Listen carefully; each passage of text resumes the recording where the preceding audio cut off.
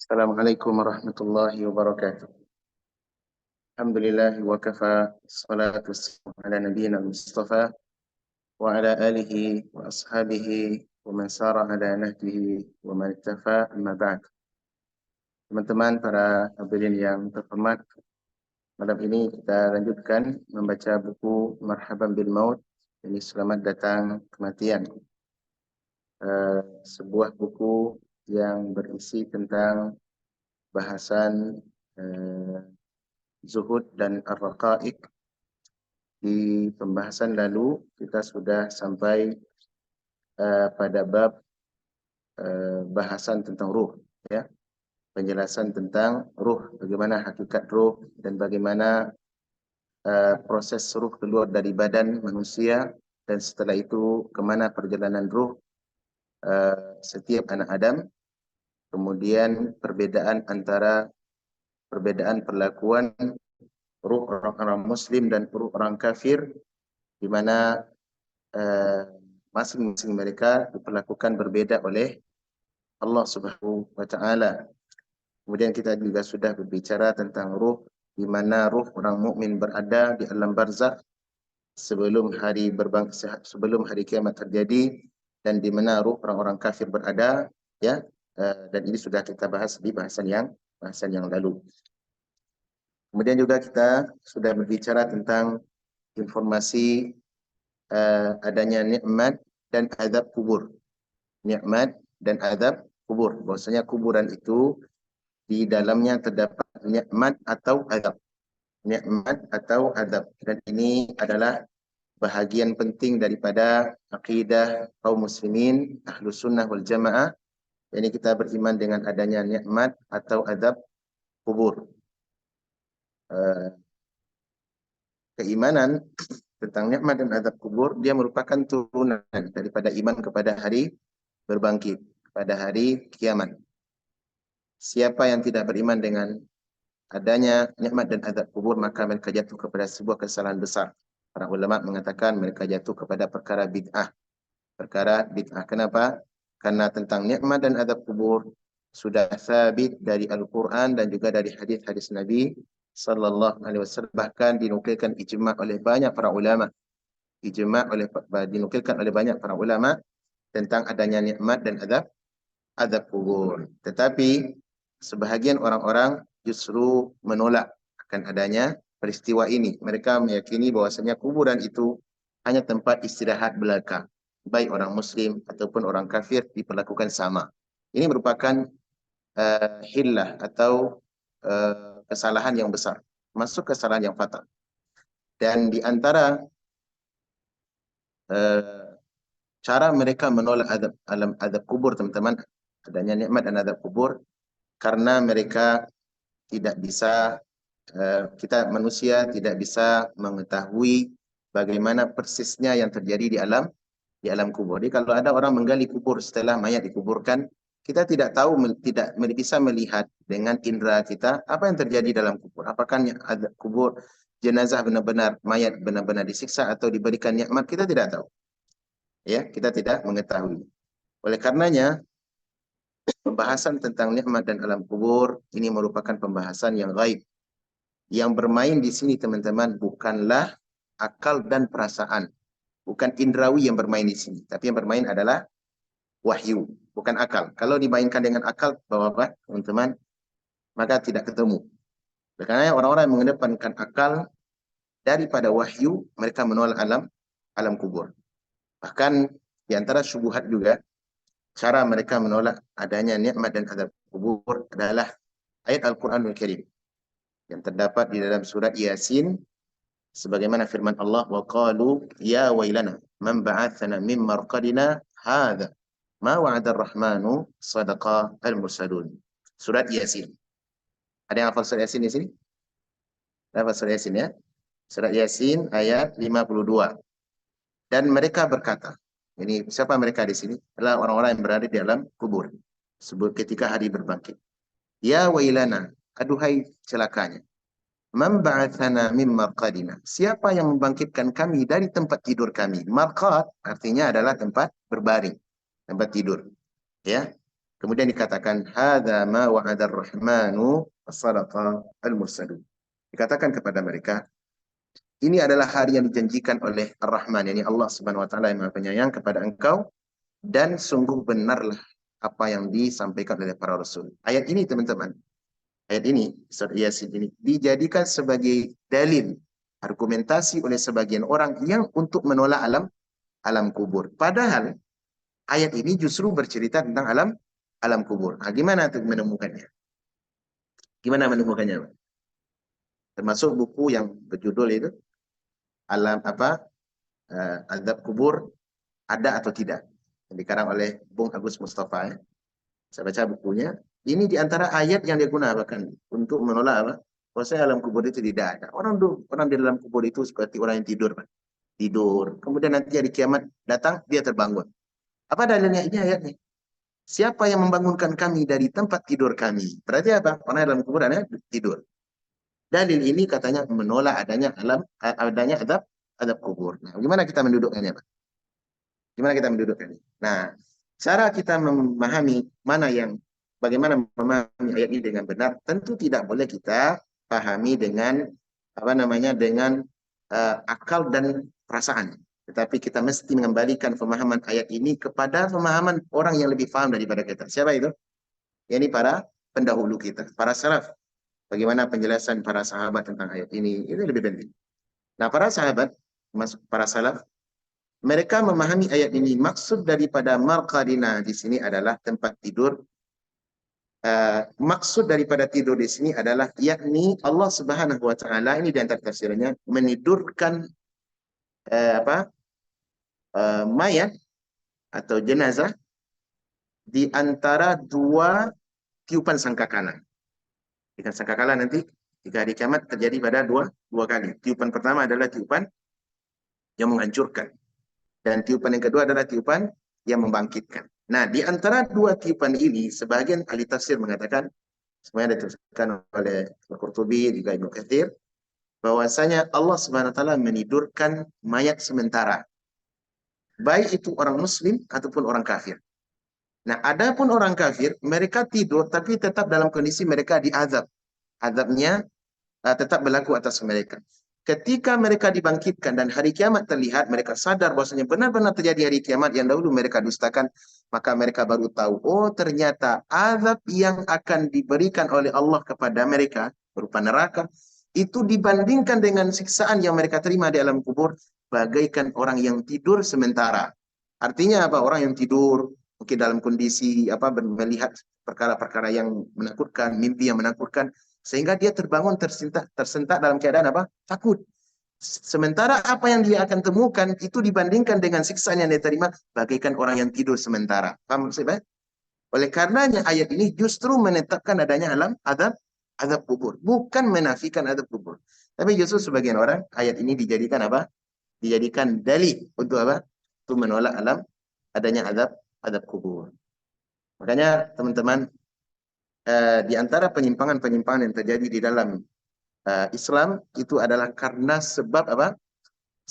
Bukan karena sebab wahyunya, tidak, tapi karena sebab pemahamannya. Karena sebab apa? Pemahamannya. Kalau ayat tidak salah. Bahkan orang-orang Ahmadiyah pun, kenapa mereka membuat aliran baru seperti aliran Ahmadiyah? Meyakini adanya Nabi setelah Nabi Muhammad SAW. Apa hujah mereka? Al-Quran. Hujah mereka dalam surat As-Saff ayat 4. Ya, wa ya'ti min ba'di ismuhu Ahmad. Kata Nabi Isa, aku akan mengabarkan kepada kalian datangnya seorang nabi nanti setelahku, namanya adalah Ahmad. Nah, Ahmad ini menurut versi orang Ahmadiyah adalah Ahmad Rasul setelah Nabi Muhammad. Adiknya Nabi Muhammad. Ayatnya benar, Pak? Ayatnya benar, tidak salah ayatnya. Terus kesalahannya di mana? Kesalahannya di pemahaman. Oleh karena teman-teman, kita memahami ayat. Ketika ada sesuatu yang mengganjal, yang membuat kita berbeda, apalagi perbedaan itu adalah prinsip, maka cara kita memahami ayat ini, tahu benar atau salahnya, kembalikan kepada para pendahulu kita. Bagaimana para sahabat memahami ayat ini? Bagaimana Rasulullah SAW memahami ayat ini? Itu yang lebih utama. Karena disebutkan oleh Imam Syatibi, ya, dalam kitab beliau Al-Intisam. Suatu kali Umar bin Khattab radhiyallahu anhu pernah duduk sambil menekukkan kepala dan menggambarkan jenggot. Dan dia berpikir dalam hati, bagaimana umat ini kok bisa berpecah? Padahal kitabnya satu, nabinya satu, kiblatnya juga satu. Kemudian untuk menjawab pertanyaan Umar ini, diutuslah oleh beliau sebagai Amir Mukminin ketika itu, tentu setelah Nabi SAW meninggal dunia. Maka beliau mengutus seseorang kepada Abdullah bin Abbas. Diutus seseorang kepada Abdullah bin Abbas. Dan Abdullah bin Abbas adalah ulamanya sahabat walaupun anak muda. Sahabat junior, sahabat yang masih muda, tapi termasuk ulama. Bahkan didudukkan oleh Umar di majlis beliau bersama orang-orang besar, bersama wazir-wazirnya. Padahal anak kecil. Ditanya tentang tafsir surat apa? An-Nasr, idza jaa nasrullahi wal fath. Tanya pada sahabat, apa pendapat kalian tentang ayat ini? Oh, ayat ini berbicara tentang kemenangan. Oh, ayat ini berbicara tentang Islam gitu kan sebenarnya. Kemudian ditanya oleh Umar, bagaimana pendapat engkau wahai Ibnu Abbas? Maka kata Ibnu Abbas, ini adalah yadullu ala ajalin Nabi SAW. Ayat ini berbicara tentang dekatnya ajal Nabi SAW. Jadi ayat itu turun. Surah Al-Fat, idza jaa nasrullahi wal fath, apabila telah datang pertolongan Allah dan kemenangan. Ya, wa ra'aitan nasa dan seterusnya. Ternyata ayat ini termasuk ayat-ayat yang terakhir turun di fase Madinah. Menunjukkan apa? Kalau kemenangan sudah datang kepada Nabi, maka kelazimannya adalah Nabi SAW selesai dari urusan beliau. Otomatis beliau akan kembali kepada Allah SWT dan wafat. Nah, coba bagaimana dalamnya pemahaman Ibnu Abbas. Nah, Ibnu Abbas adalah salah satu ulama sahabat yang jadi kepercayaan Umar. Maka diutuslah kepada Ibnu Abbas untuk menjawab pertanyaan ini. Maka apa jawaban Ibnu Abbas? Ibnu Abbas menulis surat untuk dikembalikan kepada Amirul Mukminin Umar bin Khattab. Apa jawaban beliau? Ya Amirul Mukminin, wahai pemimpin orang-orang yang beriman, ya. Inna unzilal Qur'ana alaina. Sesungguhnya Al-Qur'an ini telah diturunkan kepada kita. Wa qara'nahu, dan kita membacanya ya bersama Nabi SAW, dan kita memahami ayat ini bersama Nabi SAW. Kita tahu kepada siapa ayat ini turun dan bagaimana kapan ayat ini turun. Artinya apa? Asbabun nuzulnya tahu dan untuk siapa ayat ini diturunkan.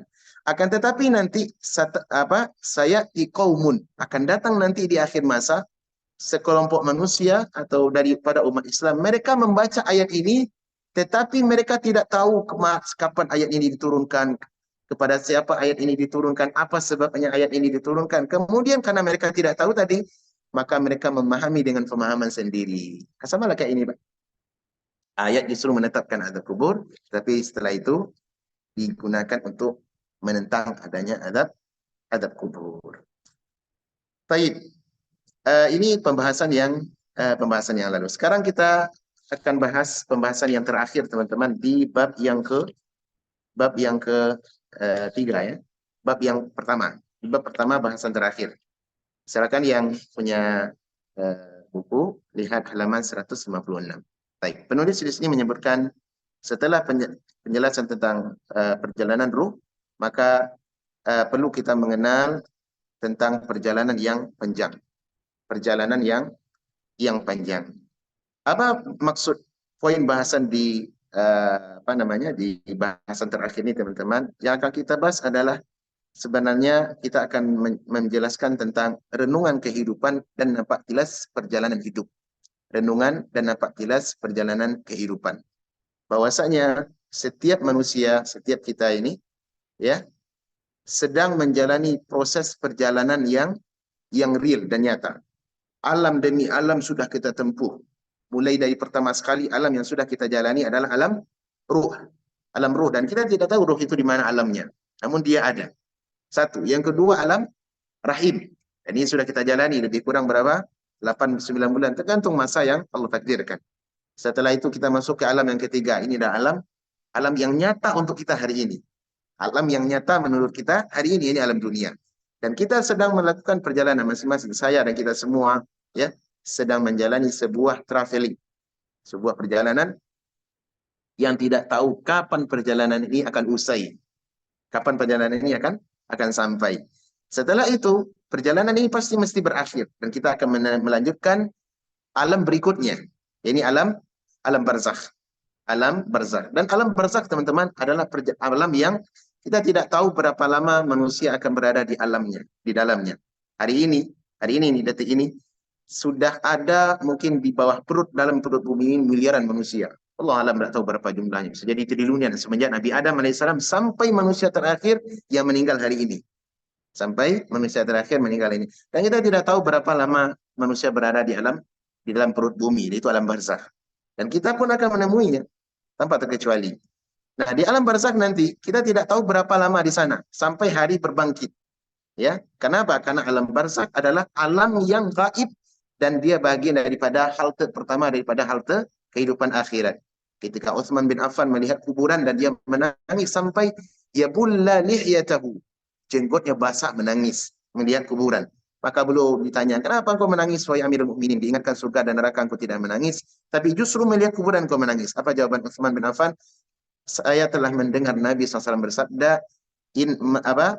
Inna al-qabra awwalu manzilin min manazilil akhir. Sungguhnya kuburan ini adalah kampung pertama daripada kampung kehidupan akhirat. Yani halte pertama daripada halte kehidupan akhirat. Faman naja minhu fama ba'dahu aisar. Siapa yang selamat di kuburan ini, maka urusan setelahnya akan mudah. Waman lam yanju minhu fama ba'dahu asyad. Dan siapa yang tidak selamat di alam kubur ini, maka urusan setelahnya justru semakin berabe. Semakin apa? Semakin sulit. Berarti apa? Kehidupan alam barzakh itu adalah kehidupan yang gaib dan kita tidak tahu bagaimana Allah memperlakukan kita di dalamnya. Baik. Nah, selepas itu kita akan melanjutkan perjalanan yang jauh lebih panjang lagi, yakni perjalanan seluruh tempat berkumpulnya atau dikumpulkan seluruh manusia, yakni alam akhirat. Nah, ini yang akan kita bahas di sini teman-teman secara ringkas. Baik. Perhatikan di sini. Penulis berkata, hidup di dunia ini relatif sangat pendek. Setelah masuk alam kubur, di barzakh, manusia akan menunggu dalam masa yang amat panjang sampai datang hari ditiupnya sangkakala untuk berbangkit. Berapa lama kita di alam kubur tidak seorang pun mengetahuinya kecuali Allah Azza wa Jalla. Bisa jadi ratusan tahun, ribuan, bahkan lebih sebagaimana orang-orang yang telah mendahului kita. Ada pernyataan yang baik, keterangan daripada Al-Imam Ibnu Qayyim rahimahullahu taala. Beliau berkata, "An-nasu mundu khuliqu lam yazalu musafirin." Manusia itu semenjak mereka diciptakan, maka mereka senantiasa berada atau menjadi seorang musafir. Atau musafir apa? Traveler, musafir. Orang yang sedang berada dalam perjalanan. Kita ini sedang dalam musafir. وَلَيْسَ لَهُمْ حَقُّ عَنْ رِحَالِهِمْ إِلَّا فِي الْجَنَّةِ أَوِ النَّارِ. Dan batas akhir pemberhentian perjalanan mereka tidak ada lain kecuali di surga atau di neraka. Jadi kita semuanya sedang melakukan sebuah perjalanan yang real. Nah, tempat pemberhentian kita, halte pemberhentian terakhir kita teman-teman hanya dua saja. Pilihannya hanya satu di antara dua. Immal jannah wa imman nar. Baik apakah di surga ataukah di neraka. Ini disebutkan oleh beliau dalam kitab Al-Fawaid. Baik.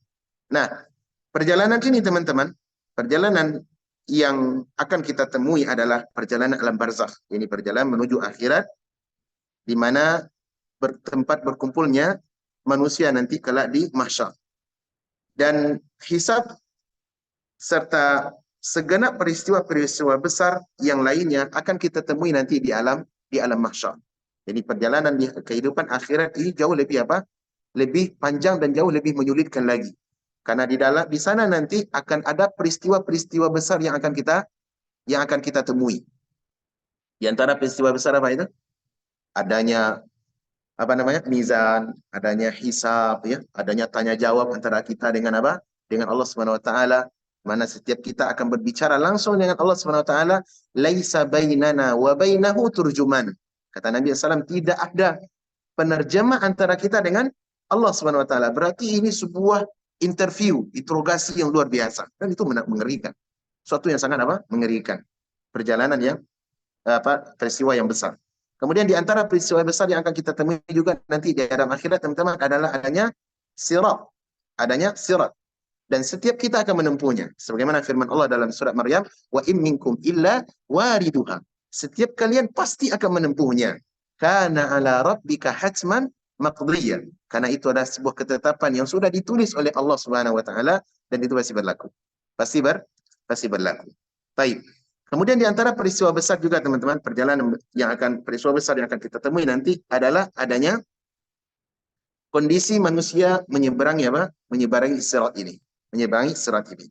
Nah, bagaimana bentuk sirat? Sirat adalah kondisi yang sangat mengerikan, yakni jembatan yang menghubungkan antara surga dengan apa? Dengan neraka. Jadi kita manusia akan melewati neraka dan di ujungnya ada qantarah serta surga. Bagaimana kondisi sirat ini? Mari kita dengar keterangan dari Nabi sallallahu alaihi wasallam. Beliau bersabda, "Fayudrabus siratu baina dhahranai jahannam."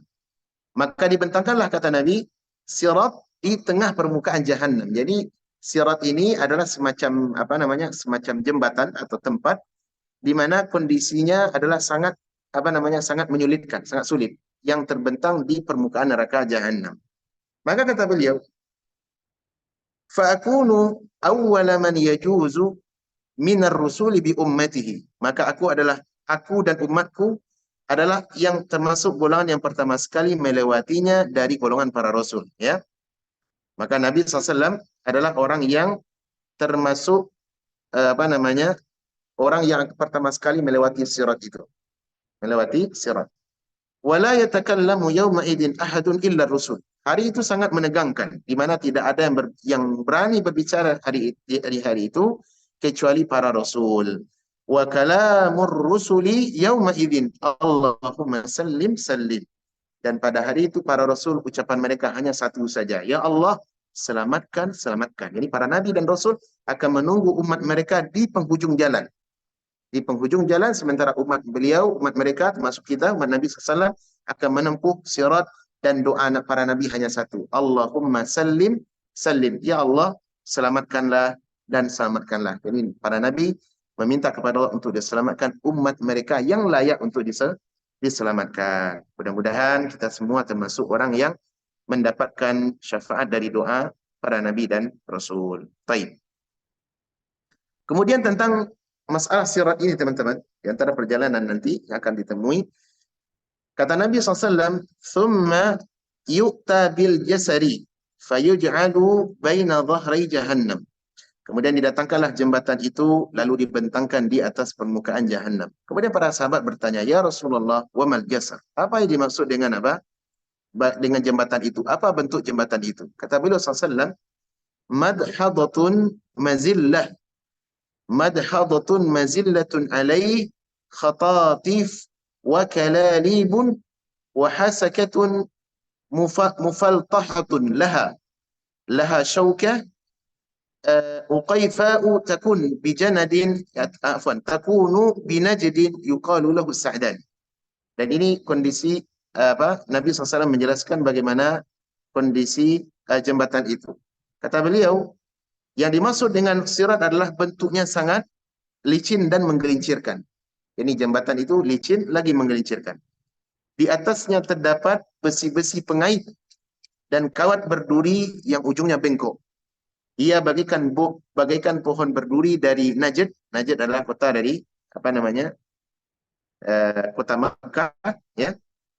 Karena Najd itu ada dua. Najd bisa jadi maksudnya di Saudi, atau Najd yang bermakna di mana? Di Iran. Makna Najd daripada ada di Iran.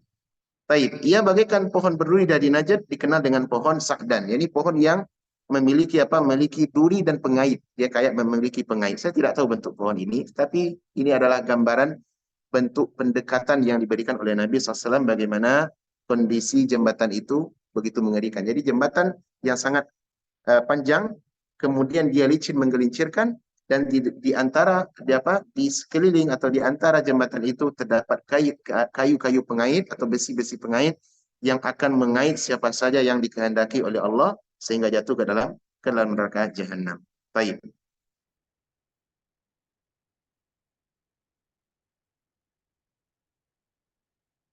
Kemudian berikutnya kata Nabi SAW masih tentang masalah sirat ini. Ini banyak hadis kita sebutkan di sini. Intinya sirat adalah jembatan yang jembatan yang panjang. Kemudian kondisi manusia pun berjalan di atasnya beragam dan bermacam-macam sesuai dengan amal perbuatan mereka di dunia.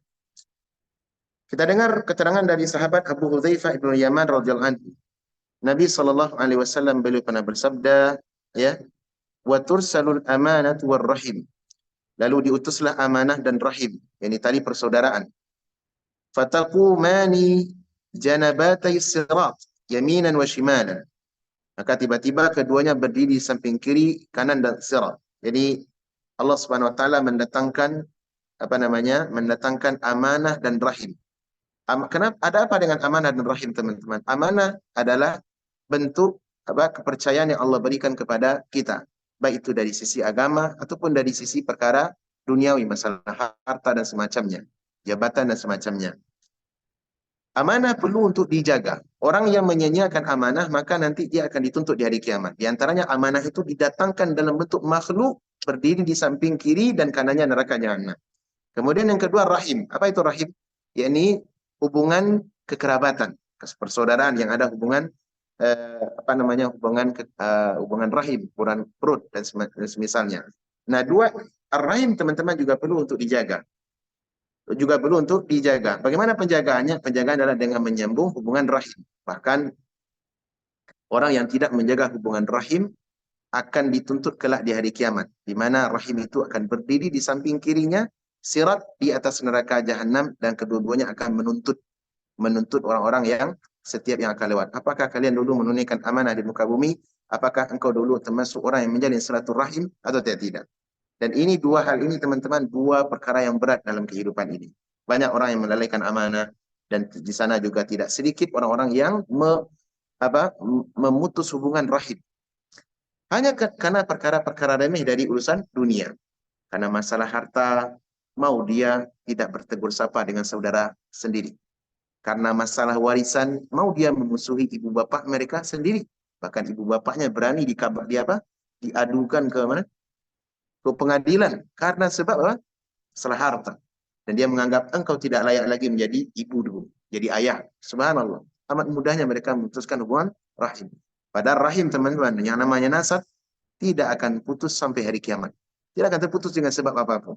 Mau kita membuat deklarasi perjanjian yang di atas materai bahwasanya saya telah putus hubungan saya dengan ibu bapak saya, tidak akan memberi manfaat. Oleh karena dua ini, kata Nabi SAW, akan berdiri nanti di samping sirat, menunjukkan pentingnya dua hal ini untuk dijaga. Kemudian kata Nabi, fayamurru awwalukum kalbarq. Nah, kondisi manusia yang pertama ketika melewati perjalanan di atas sirat, ada yang lewat seperti apa? Mereka berjalan dengan cepat bagaikan kilat. Kemudian ada yang bertanya, ya Rasulullah, bi abi anta wa ummi ayu syai'in kamarril al-barqi. Wahai Rasulullah, aku jadikan ayah dan ibuku sebagai tebusanmu. Adakah sesuatu yang seperti kilat? Ini menunjukkan cepatnya perjalanan itu. Kata Nabi SAW, alam tarau ilal barq kaifa yamurru wa yarji'u fi tarfati ain. Tidakkah engkau melihat sesuatu? Kata Nabi SAW, tidakkah kalian melihat bagaimana ia lewat sekejap mata? Yani kilatan petir, ya, kilatan yang kita tahu itu perjalanannya sangat cepat, berjalan dengan sangat cepat sekali. Tidak tahu berapa per detik kilometernya yang ditempuh. Dan setelah itu dia akan kembali sebagaimana sedia kala. Kemudian orang yang kedua, kata Nabi SAW, orang yang berjalan kamarri ar-rih. Ada orang yang berjalan secepat angin. Thumma kamarit tayr, dan ada pula orang yang berjalan secepat burung yang terbang. Wasyaddi ar-rijal, ya, dan ada pula orang yang berlari kencang, ya. Ada orang yang berlari kencang sebagaimana berjalan dengan kuda yang tercepat. Tajri bihim a'maluhum, dan mereka berjalan sesuai dengan amal perbuatan mereka di dunia. Jadi orang berjalan di atas sirat, teman-teman, bukan berjalan dengan kemahiran, bukan berjalan dengan kemampuan dan kekuatan, tidak. Anda sebagus apapun, kita sebagus apapun, melatih diri untuk menempuh sebuah jembatan, ya, bahkan jembatan kayu, jembatan yang kecil di dunia, namun di akhirat itu tidak berarti apa-apa. Kenapa? Yang berjalan, yang memainkan perjalanan di sana bukan masalah kepiawaian, tetapi adalah amal perbuatan kita di muka bumi. Bahkan di hari itu ada orang yang berjalan merangkak, ya, sampai ke penghujung jalan, namun badannya sudah tercabik-cabik, ya, badannya sudah tercabik-cabik, namun mereka selamat ke dalam surga, namun tidak sedikit juga yang berjatuhan ke dalam neraka. Ini hadis-hadis ini banyak, ya, kita sebutkan di sini. Mungkin kau bisa dibaca di rumah nanti, insyaallah taala. Baik. Kemudian berikutnya di antara Di antara peristiwa besar yang akan kita temui, yang ditemui oleh manusia, teman-teman, adanya nanti di akhirat, yaitu qantarah. Adanya apa? Qantarah. Apa itu qantarah? Qantarah adalah sebuah tempat, menurut para ulama, mereka adalah sebuah tempat yang terletak di antara surga, di antara sirat dengan surga. Di antara sirat dengan surga. Bagaimana keterangan tentang sirat itu, teman-teman? Kita dengar keterangan dari Nabi Sallallahu Alaihi Wasallam tentang kondisi sirat. Kata beliau, yukhlasu atau yakhlusu al-mu'minuna minan nar. Orang-orang beriman yang telah selamat dari neraka, yakni ketika melewati sirat, maka kata beliau, fayuhbasuna ala qantratin bainal jannati wan nar. Maka mereka akan ditahan di sebuah tempat yang bernama qantarah. Di mana qantarah itu, kata beliau, bainal jannati wan nar, terletak antara surga dan neraka. Kenapa mereka ditahan di sana? Kata beliau, fayuqassu li ba'dihim min ba'din madzalim kanat bainahum fid dunya. Jadi mereka akan dikisas karena sebab kezaliman yang mereka lakukan antara satu dengan yang lain semasa di dunia dahulu. Jadi mereka akan, manusia akan dibersihkan, orang-orang yang selamat dari neraka tadi sebelum masuk surga akan dibersihkan di suatu tempat yang bernama apa? Yang bernama qantarah. Yang bernama qantarah. Kemudian kata beliau, hatta idza hudzibu wa nuqu udhina lahum fi dukhuli al-jannah. Ketika mereka telah dibersihkan dan mereka telah dibalas semua kezaliman yang mereka lakukan sesuai dengan ukurannya, maka setelah itu mereka diizinkan masuk ke dalam surga. Ini kapan terjadinya? Di peristiwa qantarah. Di peristiwa qantarah. Ini menunjukkan bahwasanya orang yang masuk surga itu benar-benar bersih. Bukan orang-orang seperti kita, Pak, yang banyak hasadnya, yang banyak kebenciannya, yang banyak buruk sangka dan akhlak yang buruk. Tidak. Orang-orang yang masuk surga itu benar-benar dibersihkan oleh Allah Subhanahu wa taala. Sehingga dalam surga, teman-teman, tidak ada lagi yang namanya kebencian, tidak ada lagi namanya iri hati. Karena yang membuat kita tidak nyaman hidup itu apa, Pak? Kan penyakit hati ini kan. Walaupun kita punya banyak semuanya, tapi kalau ada yang satu ini, pemahasad, ya, iri hati kepada kawan, kepada saudara yang lebih daripada kita, ini bikin hidup kita tidak nyaman, Pak. Walaupun kita bekerja, mendapatkan pekerjaan dengan salari yang lebih. Nah, penyakit-penyakit seperti ini tidak layak masuk dalam surga. Oleh karenanya orang mukmin dan semua orang mukmin pasti memiliki ini sesuai dengan ukuran dan kadarnya, ya kan? Nah, mereka akan dibersihkan di mana? Di qantarah. Sampai-sampai dalam riwayat lain, orang yang masuk surga itu hati mereka bagaikan hati burung. Bagaikan apa? Hati burung, benar-benar dibersihkan. Nah, tidak layak orang-orang yang berdosa masuk ke dalam surga. Nah, di dalam surga nanti tidak ada ucapan mereka kecuali tasbih, tahmid, memuji Allah, kemudian ucapan salam dan keselamatan. Itu aja ucapan mereka. Nggak ada lagi yang namanya bulian, cemoohan, nggak ada dalam surga. Tidak ada dalam surga. Maka Allah mengatakan, wa naza'na ma fi sudurihim min ghillin ikhwanan ala sururin mutaqabilin. Kata Allah dalam surah Hajar, dan kami bersihkan, kami cabut dari dada-dada mereka segala bentuk penyakit. Segala bentuk penyakit. Dan mereka di dalam surga itu ikhwanan ala sururin mutaqabilin. Mereka bersaudara, ikhwan, bersaudara, bersahabat, ya, dengan satu hati, sembari bertelekan di atas apa? Dipan-dipan yang indah. Inilah kondisi orang-orang yang masuk dalam surga. Oleh karenanya, mereka, setiap manusia, orang mukmin yang akan masuk surga, mesti dibersihkan di mana? Di qantarah. Nah, di mana tempat qantarah itu? Kita dengar keterangan dari Al-Hafidz Ibnu Hajar Al-Asqalani rahimahullah. Beliau mengatakan, alladhi yadharu annaha tarfus sirat mimma yalil jannah wa yahtamilu an takuna min ghairihi bainal jannati wan nar. Kata Ibnu Hajar, qantarah itu tampaknya, kata beliau, dia merupakan ujung daripada sirat sebelum surga. Ini kata pendapat siapa? Ibnu Hajar Al-Asqalani. Yani qantarah itu berada di ujung sirat sebelum masuk ke dalam surga. Dan kata beliau, ada juga kemungkinan qantarah itu jembatan tersendiri antara sirat dan surga. Ini ada dua pendapat tentang sirat. Mana yang benar? Wallahu alam, kita tidak mengetahui secara pasti. Namun peristiwa yang akan ditemui oleh setiap orang beriman adanya qantarah. Taib. Nah, setelah itu, setelah manusia berada di qantarah dan masuk ke dalam surga, nah itulah negeri keabadian. Dan inilah negeri yang dituju oleh semua manusia, bukan hanya orang beriman. Bukan hanya orang beriman. Bahkan orang kafir pun mengidamkan, mengidolakan negeri yang penuh kedamaian ini, yakni Al-Jannah. Surga yang penuh dengan keamanan, penuh dengan kenyamanan. Namun cara manusia di dalam mewujudkan jalan untuk sampai ke negeri keabadian itu, negeri yakni surga Allah SWT, cara mereka pun beragam. Cara mereka pun beragam. Ada jalan yang benar yang ditempuh dan ada jalan yang salah. Nah, jalan yang benar adalah tidak ada lain kecuali jalan Islam. Jalan Islam di mana jalan yang Allah SWT sudah berikan kepada kita. Nah, tugas kita adalah bagaimana untuk merawatnya. Baik. Nah, oleh karenanya teman-teman, perjalanan menuju surga itu adalah perjalanan yang panjang. Maka kita perlu untuk mengetahui beberapa hal. Pertama, ya, kesadaran kita bahwasanya perjalanan itu panjang, maka kita butuh apa? Perbekalan. Kita butuh apa? Perbekalan. Karena orang kalau perjalanan panjang, pasti mereka akan mempersiapkan bekal yang mencukupi sampai kepada tujuan. Kita kalau jalan dari Jakarta ke Qatar, ya, tentu tidak sama bekal kita dengan perjalanan dari Jakarta ke mana? Yang ke negeri yang terdekat ya, ke Semarang gitu, ke Bekasi. Enggak sama, Pak. Kenapa? Karena perjalanan yang jauh, bu'dus safar, ya, perjalanan yang jauh itu membutuhkan bekal yang lebih banyak. Makanya di antara perbekalan yang diperintahkan oleh Allah dalam Al-Qur'an adalah wa tazawwadu fa inna khaira zadi at-taqwa. Dan berbekalah kalian, sebaik-baik bekal adalah ketakwaan kepada Allah Subhanahu wa taala.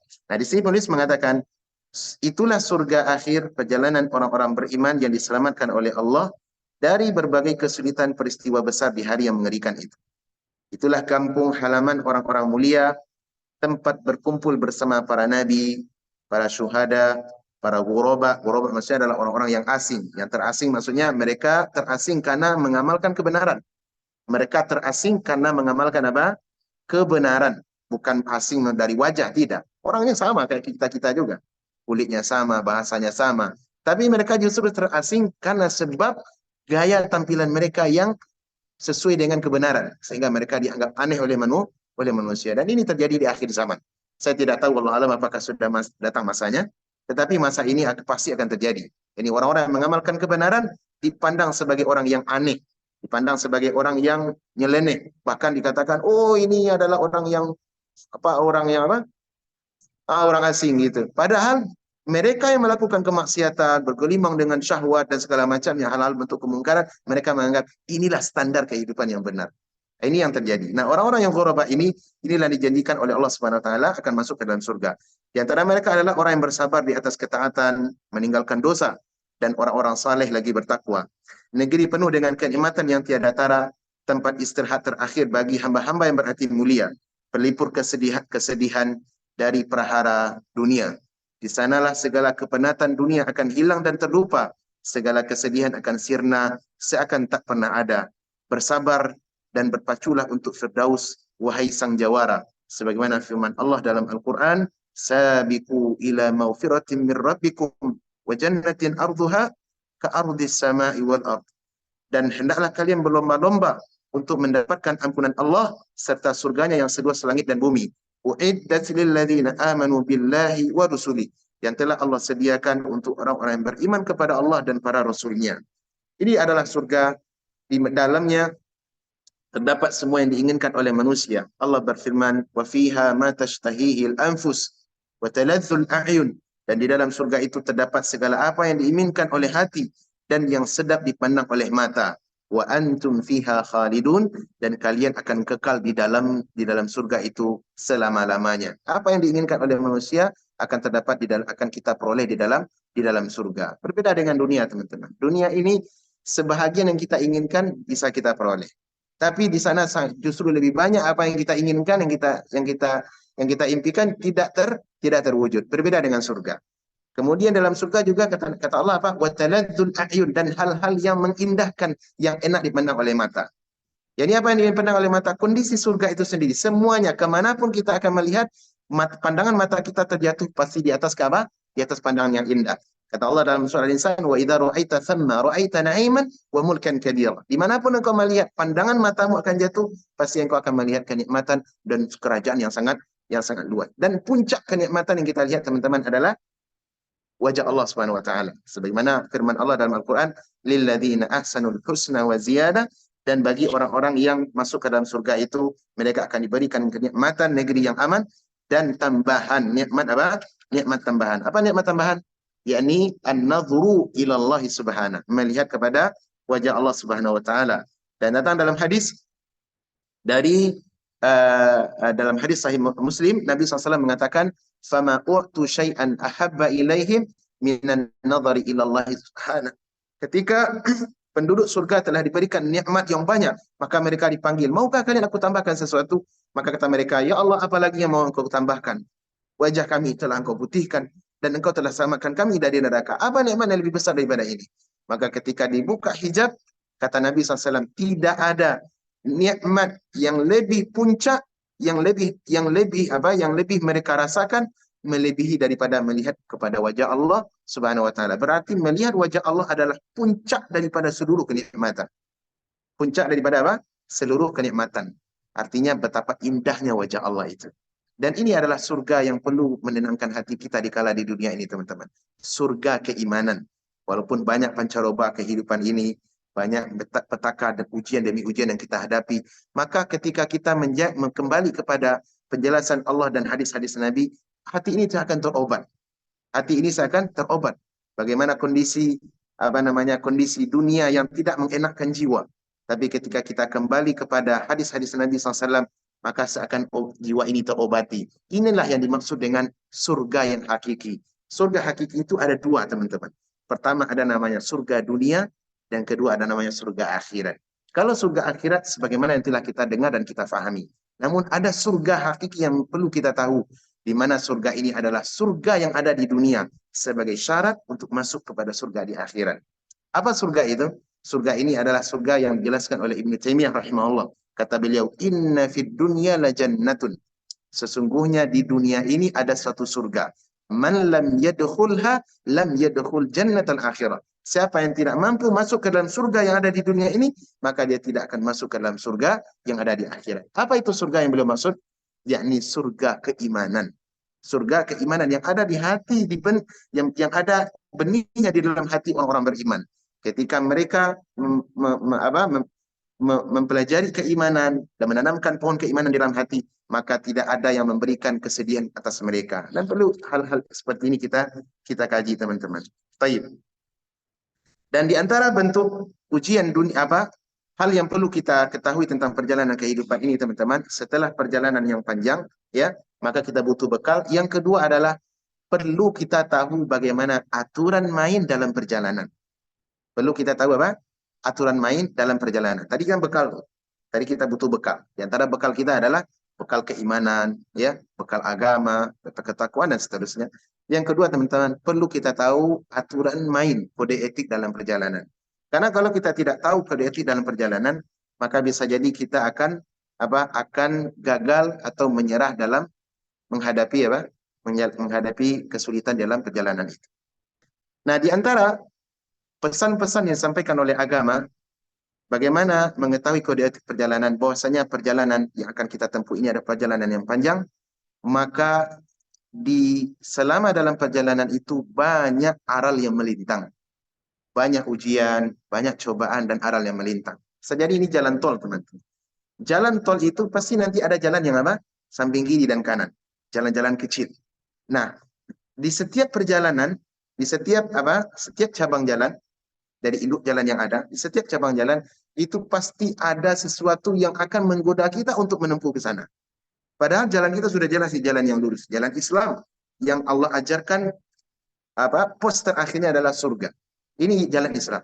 Tapi bisa jadi banyak orang yang mengambil jalan cabang. Jalan tol besar lurus ada, tapi justru mereka mengambil jalan cabang. Kenapa? Karena di sana ada rayuan, di sana ada panggilan, di sana ada dekorasi yang indah kita lihat. Ternyata justru jalan yang menjuruskan ke dalam neraka jahanam. Oleh karenanya, perjalanan ini perlu kita tahu aturan main. Perlu kita tahu aturan main. Nah, aturan perjalanan yang ujian yang paling berat dalam hidup ini ada dua. Pertama adalah ujian syahwat dan yang kedua adalah ujian syubhat. Ini yang bisa banyak menggagalkan manusia untuk sampai ke pos terakhir. Ujian apa namanya? Syahwat, yang kedua syubhat. Apa itu perbedaannya? Kalau syahwat berkaitan dengan apa? Berkaitan dengan apa? Dengan masalah perut dan yang di bawah perut. Itu syahwat. Tapi kalau syubhat, ini jauh lebih parah. Apa itu? Kebatilan yang apa namanya? Dibungkus akan kebenaran. Nah, ini lebih parah nih, Pak. Ini jauh lebih parah. Nah, dua penyakit ini teman-teman adalah dua penyakit yang banyak menggagalkan manusia waliyadzubillah untuk sampai ke surga Allah Subhanahu wa taala. Nah, pertanyaannya, bagaimana kita mengobati dua penyakit ini? Nah, dua-duanya ada cara yang ditawarkan oleh agama. Pertama, penyakit syubhat, penyakit syahwat. Bagaimana cara mengobati penyakit syahwat, teman-teman? Obat yang paling jitu untuk mengatasi, mengobati penyakit syahwat adalah dengan kesabaran. Dengan apa? Dengan kesabaran. Ini yang diajarkan oleh agama. Oleh karenanya banyak dalam Al-Quran ketika berbicara masalah harta dunia, masalah hijaunya dunia, masalah sulitnya kehidupan dunia, yang Allah tawarkan di dalam dunia adalah kesabaran. Adalah apa? Kita bersabar. Dan untuk meraih surga Allah Subhanahu wa taala, ini butuh apa? Butuh uh, ujian demi ujian tadi. Tidak mungkin orang masuk surga mengatakan saya cukup sebagai muslim, saya beriman, terus saya akan masuk surga. Tidak, itu ngomong kosong. Karena setiap yang menyatakan iman mesti diuji. Dan hal ini sebagaimana firman Allah Subhanahu wa taala, ahasiban nasu an yutraku an yaqulu amanna wa hum la yuftanun. Apakah manusia itu akan kami biarkan begitu saja mengatakan saya beriman sementara dia tidak diuji? Walaqad fatanna alladziina min qablihim. Sungguh kami telah uji, telah beri fitnah, ujian yang berat kepada orang-orang sebelum mereka. Sebelum mereka. Ini sebelum kita. Nah, di antara ujian yang terberat adalah ujian para nabi dan rasul. Mereka pun tidak selamat dari ujian ini, teman-teman. Ujian apa? Ujian fitnah dalam bentuk syahwat. Para nabi dan rasul diuji dalam hal ini. Tetapi Allah selamatkan mereka. Baik. Nah, di antara ujian ini yang bagus pernyataan di sini ya, kami sebutkan adalah pernyataan daripada Imam Hasan Al-Basri. Imam Hasan Al-Basri adalah seorang tabi'in, beliau pernah mengirim surat kepada siapa? Kepada Umar bin Abdul Aziz rahimahullahu taala. Kata beliau menjelaskan tentang bagaimana gambaran kehidupan dunia. Kata beliau, fa inna ad-dunya darun makhifah. Lihat halaman 163. Ketahuilah ya mukminin, sesungguhnya dunia ini adalah negeri yang penuh dengan kecemasan. Wa innama uhbita Adamu minal jannati ilaiha uqubah. Sesungguhnya Nabi Adam diturunkan dari surga menuju dunia ini adalah sebagai bentuk ujian. Sebagai bentuk apa? Ujian. Wa'lam anna sar'ataha laysat kas-sar'a. Ketahuilah ujian kehidupan dunia ini, baik itu berupa kesenangan ataupun berupa penderitaan, itu tidak ada apa-apanya dibanding kehidupan akhirat. Man akramaha yahim. Siapa yang memuliakan dunia ini, yang menjadikan dia idol, menjadikan dia gol utama, sehingga mengalahkan agama dan akhiratnya, maka dia akan dihinakan. Walaha fi kulli hinin qatil. Dan ketahuilah dunia ini, teman-teman, ya, aturan main dunia ini telah banyak memakan korban. Bahkan setiap waktu korban terus dia makan. Maka kata beliau, fakun fiha ya amiral mu'minin. Maka hendaklah engkau wahai amirul mu'minin bersikap di dunia ini kal mudawi jurha. Sebagaimana orang yang sedang mengobati apa? Mengobati sakit. Orang yang mengobati sakit, ya. Kal mudawi jurha yasbiru ala shiddatid dawa. Hendaklah dia sabar di dalam menjalani proses sakitnya pengobatan. Khifatatulil bala, karena khawatir jangan sampai cobaan atau bala berterusan mereka akan menyamainya.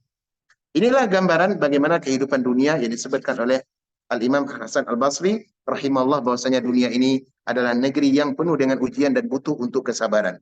Al-Imam Syafi'i juga menyatakan hal yang sama. Perihal yang sama, kata beliau, mihanu zaman kathiratun la tanqadi wa sururuhu ya'tika kal a'yadi. Ujian kehidupan ini sangatlah banyak, datangnya silih berganti, tidak akan pernah ada habisnya. Adapun kesenangan dunia justru mendatangi kalian sekali-sekali bagaikan hari lebaran. Bagaikan hari lebaran. Hari lebaran dalam setahun berapa kali? 2 kali saja. Inilah pandangan kehidupan dunia ini. Kesenangan hidup mendatangi kita 2 kali, 3 kali, itu paling banyak. Adapun ujian kehidupan terus mendatangi kita silih berganti. Ujian datang dari mana-mana. Dari diri kita, dari pemikiran kita, dari keluarga kita, dari anak-anak kita, dari istri kita, bahkan dari teman-teman kita, dari kolega kerja dan segala macamnya. Maka dari itu teman-teman perlu kita menghadapi ujian ini kehidupan dunia ini aturan mainnya dengan apa? Dengan sikap kesabaran. Al-Imam Al-Hafidh Ibnu Jauzi rahimahullah juga pernah mengatakan, fa inna dunya wudi'at lil bala. Ketahuilah kehidupan dunia ini Allah jadikan sebagai tempat ujian demi ujian. Fayanbaghi lil aqil, maka hendaklah orang yang berakal, ya, an yuwattina nafsahu ala sabr, menjadikan, ya, mendidik jiwanya untuk senantiasa di atas kesabaran, ya, melatih jiwanya untuk senantiasa berada di atas kesabaran, ya. Kemudian dalam kesempatan ini beliau juga mengatakan, ya nafs, wahai jiwa, it'abi qalilan tastarihi fil jannati katsira.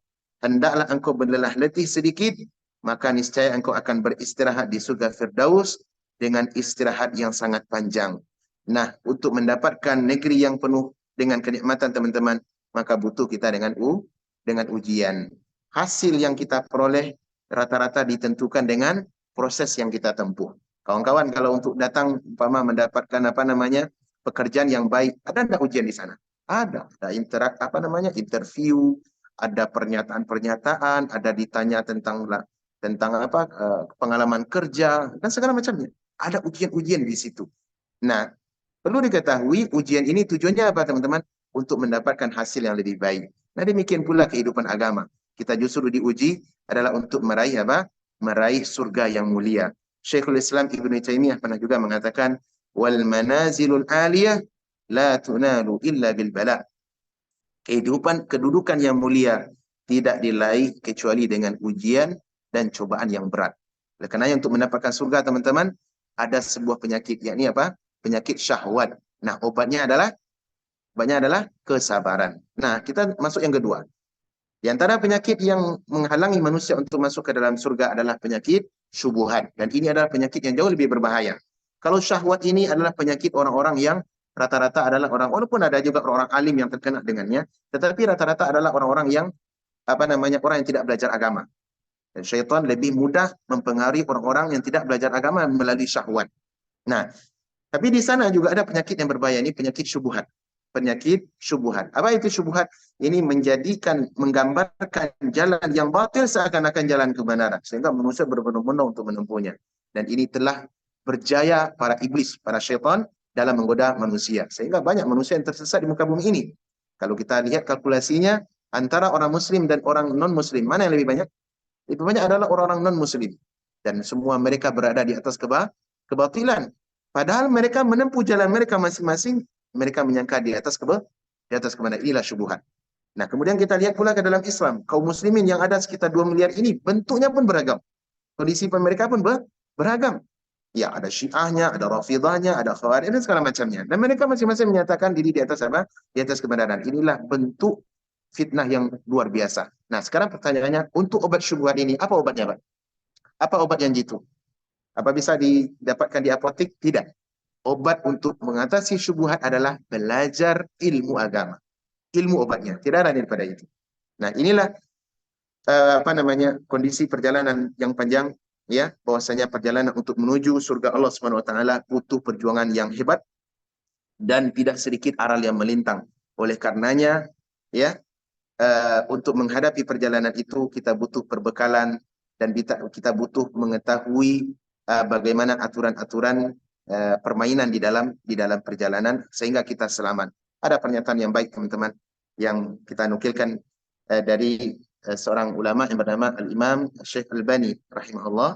Beliau pernah mengatakan begini, at-tariqu ilallahi tawilun.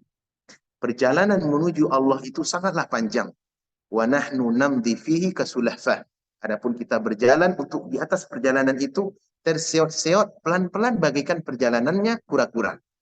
Perjalanan menuju Allah sangat panjang. Adapun kita berjalan di atas jalan yang benar itu terseot-seot bagaikan kura-kura. Tapi kata beliau, walaisal ghayah an nasila ila nihayati tariq. Bukan menjadi sebuah kemestian kita sampai di penghujung jalan, ya. Walakinil ghayah an namuta ala tariq. Tapi yang terpenting untuk kita perhatikan, teman-teman, bagaimana kita bisa mati di atas jalan itu. Kalau untuk sampai ke ujung penghujung jalan mungkin sulit, berat sekali. Tapi pastikan ketika Allah memanggil, mencabut ruh kita, pastikan kita sedang berjalan di atas jalan kebenaran. Ini di jalan Allah Subhanahu wa Ta'ala. Inilah teman-teman, dengan demikian selesai kita dari bab 1. Insya Allah di kelas berikutnya kita akan lanjutkan di bab yang kedua, yakni poin inti, yakni marhaban bil maut. Selamat datang kematian. Karena kematian adalah hidangan bagi orang-orang yang beriman. Bagaimana kita menyambutnya, apa yang perlu kita persiapkan, akan kita bahas insya Allah di kelas-kelas berikutnya. Wallahu ta'ala alam, semoga bermanfaat. Kita tutup dengan kafaratul majlis. Subhanakallahumma wa bihamdik, asyhadu an la ilaha illa anta, astaghfiruka wa atubu ilaik. Terima kasih kepada kawan-kawan atas kebersamaan. Assalamualaikum warahmatullahi wabarakatuh.